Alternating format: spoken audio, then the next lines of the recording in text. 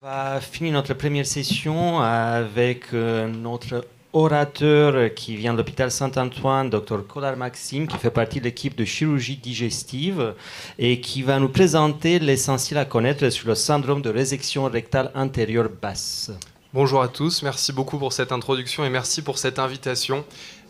Pour vous parler de ce sujet sur le syndrome de résection antérieure du rectum. D'abord une présentation sur qu'est-ce qu'une résection antérieure, puisque je me suis moi-même posé la question. C'est parce qu'en fait, historiquement, on retirait le rectum par voie postérieure et un jour, on s'est dit finalement, on pourrait passer par l'abdomen et le retirer par devant, et donc cette appellation de résection antérieure du rectum. Donc finalement, sur une résection postérieure, on pourrait avoir un syndrome de résection antérieure, mais plus personne n'utilise cette voie d'abord.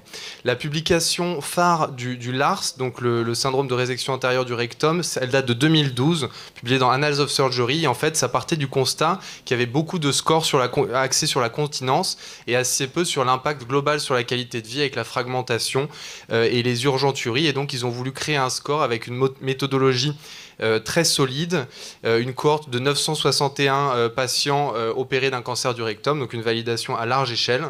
Et donc leur objectif, c'était de créer un score d'évaluation de la fonction digestive après proctectomie corrélé à l'impact sur la qualité de vie. Ce qu'ils ont, donc vous connaissez tous ce score, 5 questions très simples sur l'incontinence, l'impériosité, l'urgenturie, le nombre de selles, et donc on a un score de 0 à 42 qui permet de classer en absence de l'ARS mineur et l'ARS majeur. Le gros intérêt de ce score, c'est qu'il est très très simple à calculer, et vous voyez ici sur la figure la corrélation très nette dans cette publication avec l'impact sur la qualité de vie. Dès le LARS mineur, il y a déjà une atteinte sur la qualité de vie, et le LARS majeur péjore considérablement le score de qualité de vie. Dans une autre publication, ils se sont demandé finalement est-ce que la population générale pourrait pas, d'une certaine manière, avoir un LARS. Est-ce que c'est très discriminant des patients opérés du rectum? Et c'est dans cette étude 1875 citoyens danois. Et ils ont montré qu'en fait la prévalence du LARS pouvait être de 14% de 50 à 76 ans, et vous voyez sur la figure ici, en fonction de l'âge, l'âge est un facteur de risque, le sexe féminin aussi. On voit par exemple les femmes de 60 à 79 ans, il y a 20% de LARS majeur, ce qu'ils appellent LARS-like chez ces femmes, et même de 20 à 30 ans, on voit un 10% des femmes, donc c'est pas exclusivement les patients opérés d'un cancer du rectum. Et une autre étude qui a fait la même chose et qui retrouve les mêmes résultats, donc qui confirme cela avec une prévalence du LARS sur une large cohorte de personnes non opérées de 12%. Donc ça, c'est la première notion à avoir sur ce score. Qu'en est-il du LARS après proctectomie? Ici, c'est une méta-analyse qui synthétise les données de toutes les publications. On voit que c'est un score qui est extrêmement utilisé. On voit aussi que c'est extrêmement variable. En réalité, sans grande surprise entre les publications, ça va de 10 à 72% aussi, parce que ça mélange un peu tout dans ces études. Les 3 méta-analyses, quand même, convergent toutes vers une valeur qui gravite entre 40 et 50%. Donc, près d'un patient sur 2 a un LARS majeur. Après une proctectomie, on l'a vu, LARS majeur égale altération de la qualité de vie liée aux résultats fonctionnels. Donc ça, c'est quand même un élément qu'on connaît tous, mais qui est très important pour les patients. Quels sont les facteurs de risque du LARS? Et je vous ai mis l'étude qui le prouve de la manière la plus solide, mais c'est toujours retrouvé. C'est un essai randomisé sur le traitement néoadjuvant, radiochimio versus chimiothérapie. Et on voit que le LARS est bien moins bon chez les patients qui ont eu une radiothérapie néoadjuvante, avec une valeur de LARS médian à 22 versus 13 dans l'autre groupe. Donc la radiothérapie néoadjuvante, c'est un des facteurs majeurs de LARS après proctectomie. Et à l'ère actuelle où on se pose beaucoup de questions sur les traitements du cancer du rectum, est-ce qu'il faut faire une chimiothérapie sans radiothérapie et opérer, ou bien intensifier le traitement néoadjuvant pour tenter de ne pas opérer, mais finalement il y a les grands perdants qui récidivent après une préservation du rectum et qui ont donc eu la radiothérapie puis la chirurgie. Ça fait sens en tout cas dans ces débats de la radiothérapie néoadjuvante. Les autres facteurs de risque analysés dans cette étude, là aussi ça retrouve toujours les mêmes facteurs de risque. La hauteur de l'anastomose, plus la couture est basse, plus le risque de LARS est élevé. Et la fistule anastomotique, on sait que cette complication, malheureusement, au-delà des problèmes aigus, va altérer le résultat fonctionnel de la couture au long cours. Un point débattu, c'est la stomie de dérivation. Est-ce que de faire une iléostomie va altérer le résultat fonctionnel ou pas? On voit que dans cet essai randomisé, donc assez solide, pas designé sur ce critère, le fait de faire une stomie de dérivation n'altère pas le résultat fonctionnel.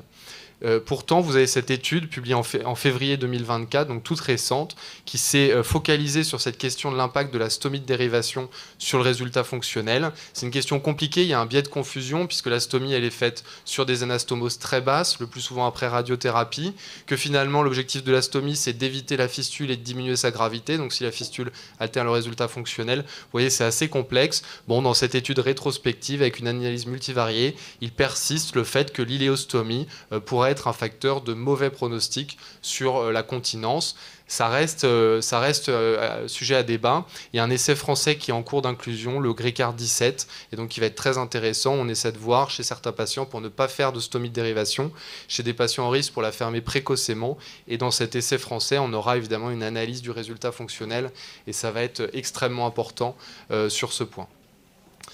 Un dernière analyse de facteurs de risque, c'est est-ce qu'il faut faire un réservoir en J ou une anastomose terminolatérale. Vous voyez la figure en haut à droite sur les différentes modalités plutôt qu'une anastomose directe. Les anciennes méta-analyses qui ont 5 à 10 ans montraient toutes un avantage du réservoir en J sur le résultat fonctionnel sur les 2 premières années. Il faut dire que les 2 derniers essais randomisés ont un peu rebattu les cartes. Vous avez cet essai suisse qui compare donc les 3 techniques, réservoir en J, anastomose latéroterminale et anastomose directe, et on voit en réalité pas de franche différence du résultat fonctionnel, notamment le résultat fonctionnel précoce à 6-12 mois, là où on s'attendrait à avoir un bénéfice du réservoir en J. C'est pas retrouvé dans cette étude. Bon, c'est pas le score de Lars, je suis désolé, mais bon, c'est des scores composites assez de qualité. Un autre essai, lui aussi récent, publié en 2020, et vous voyez sur l'ensemble des facteurs analysés, réservoir en J versus anastomose directe, pas de différence sur le résultat fonctionnel. Bon, ça reste source de discussion, voilà. Mais ce qu'on peut dire, c'est que les derniers essais sont plutôt en faveur d'une anastomose coloanale directe. L'effet du temps, essentiel pour la consultation pré- et post-opératoire, c'est un effet très fort du temps, et le LARS s'améliore jusqu'à 18 mois post-opératoire. Il y a cette étude qui est une méta-analyse dans Annals of Surgery qui résume l'ensemble des données. Vous voyez que vraiment du post-opératoire jusqu'à 18 mois, il y a une amélioration franche du résultat fonctionnel sur le LARS, et avec un effet plateau à 18 mois, une amélioration très lente. Et j'ai bien aimé cette figure que vous voyez à droite avec les changements de groupe entre 3 à 6 mois et 12 mois, où on voit que la majorité des patients s'améliorent. On voit aussi malheureusement quelques patients sans LARS qui passent en LARS majeur, mais il y a une tendance quand même à l'amélioration, donc il faut savoir attendre et dire aux patients que ça devrait le plus souvent s'améliorer pendant 18 mois. Est-ce qu'on peut maintenant prédire le LARS, dire en préopératoire aux patients quelle est votre probabilité, votre risque d'avoir un LARS? Il y a une publication qui est sortie dans Gut, donc ça signe quand même une attente forte d'essayer de prédire ce LARS pour les patients, et donc développé sur une cohorte de 460 patients, validé sur près de 1000 patients. Donc ils ont sorti, on va dire, l'artillerie lourde. Les facteurs de risque identifiés sont ceux que j'ai finalement cités. Vous voyez le nomogramme, l'âge, le sexe, TME versus exérèse partiel du mésorectum, la hauteur de la tumeur, stomie et radiothérapie préopératoire.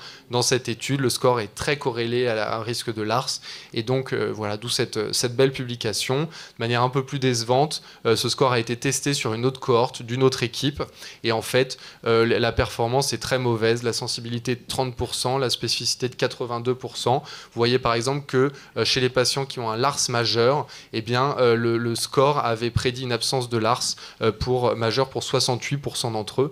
Donc on peut dire qu'on est un peu déçu du résultat de ce score dans cette publication. Donc finalement, c'est quand même pas très pratique à utiliser. Bon, le nomogramme, c'est toujours une petite gymnastique, et puis ça semble peu prédictif. Donc on a vraiment une difficulté à prédire le LARS. Certes, il y a des facteurs de risque, mais il y a une part de loterie pour les patients. Comment le prendre en charge une fois que le patient a son LARS? Il y a cette très belle publication de l'équipe de Bordeaux qui synthétise ce principe d'escalade thérapeutique, où on va marche par marche avec un protocole qui a été établi. Il montre que la compliance est de 73%. Donc ça fait quand même un patient sur 4 qui n'arrive pas à suivre ce projet. Donc les traitements médicamenteux, puis les lavages rétrogrades, puis la stimulation sacrée, le lavage antérograde, et puis en bout de course, la colostomie, puisque lorsque l'anastomose n'est pas fonctionnelle. Et sur la figure, vous voyez que la très grande majorité des patients ont un support médical, mais que le recours aux autres traitements, c'est la ligne rouge, que le recours aux autres traitements est quand même relativement exceptionnel. Dans leur cohorte, il y a un patient qui a eu une colostomie pour mauvais résultat fonctionnel à 1 an. Donc voilà, le cœur quand même de la prise en charge reste le traitement médicamenteux. La performance des différents traitements, beaucoup d'études rétrospectives, 7 essais randomisés, ici résumés dans cette méta-analyse. Et vraiment, ce qui montre avec la plus grande efficacité, c'est les irrigations transanales, rétrorectales. C'est ce qui permet vraiment d'abaisser le lard. C'est ce qui a notamment un intérêt en post-opératoire à 3 mois jusqu'aux 18 mois, le temps pour éventuellement passer le cap du mauvais résultat fonctionnel. L'irrigation rétrograde est intéressante. Les autres traitements, bon, c'est un peu plus mitigé. Sur les neurostimulations du nerf tibial postérieur, il y a un petit résultat. Les probiotiques, pas d'effet. Et il y a un peu d'espoir sur l'odensétron. Il y a un essai qui n'est pas ici, mais qui est sorti, qui montrerait que ça pourrait améliorer les choses, où il traite pendant 4 semaines. Alors voilà, pour quelle durée il faudrait qu'on donne le traitement. Mais voilà, un niveau de preuve assez faible. Et la conclusion de ce travail, c'est finalement, on ne sait pas très bien quels sont les bons traitements du LARS. On en a fini sur l'anastomose colo-anale directe. Un mot sur les autres techniques chirurgicales. Vous connaissez peut-être l'anastomose colo-anale différée, qui consiste à passer le côlon au travers de l'anus et à laisser le côlon sorti pendant 7 à 14 jours, puis à recouper dans un deuxième temps opératoire le moignon colique et à faire l'anastomose. Ça a 2 intérêts. Un des grands intérêts, c'est que ça pourrait être une alternative à l'iléostomie, c'est-à-dire que ça a été évalué de ne plus faire d'iléostomie, mais de faire cette technique-là. Il y a cette étude là de 2 équipes françaises qui comparent 48 patients qui ont eu cette technique versus 52. Elle avait mauvaise presse, ces techniques, pour le résultat fonctionnel. C'est pour ça que je vous en parle. On considère que laisser le moignon colique passer comme ça pourrait distendre le sphincter. C'est une anastomose directe à l'époque où on pensait qu'il fallait absolument faire un réservoir en J. Le fait que maintenant l'anastomose directe semble être acceptable, ça reporte un peu d'intérêt sur cette technique chirurgicale.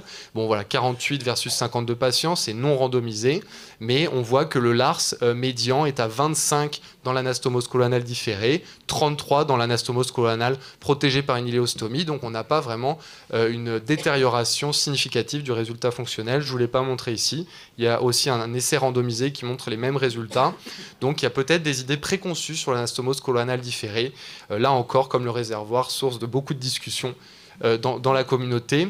Un sujet qui est source de moins de discussion, c'est la résection intersphinctérienne. Vous savez, pour ces tumeurs du très bas rectum qui envahissent le sphincter interne sans envahir le sphincter externe.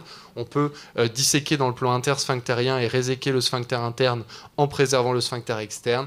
C'est pas un scoop, ça altère de manière drastique le résultat fonctionnel. Dans une étude, 70% de l'ARS majeur après cette technique. Donc voilà, il faut proposer aux patients soit l'amputation abdominopérinéale, stomie à vie, soit on peut tenter cette technique, mais leur dire que le résultat fonctionnel a un très haut risque d'être mauvais.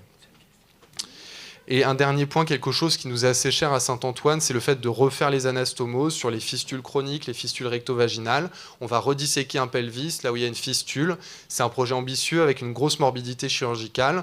Le seul intérêt, c'est de préserver la continuité digestive. Donc quel est le résultat fonctionnel? On pourrait s'attendre par une redissection à altérer le résultat fonctionnel, à obtenir un résultat fonctionnel finalement peut-être catastrophique. Et on pourrait se dire, est-ce qu'il ne faudrait pas faire une stomie chez ces patients en échec chronique d'une anastomose? On a repris les patients à Saint-Antoine, on a pu avoir le résultat fonctionnel de 73 patients de cette chirurgie de réfection de l'anastomose, et à 3 ans, on avait 40% de l'ARS majeur. Donc on retrouve les scores publiés dans la littérature, on n'avait pas de groupe contrôle, mais on retrouve les scores de la littérature sur le LARS après une anastomose directe. Et l'autre chose qu'on retrouve, c'est l'effet du temps. Vous voyez, ça s'améliore jusqu'à 3 ans dans notre étude.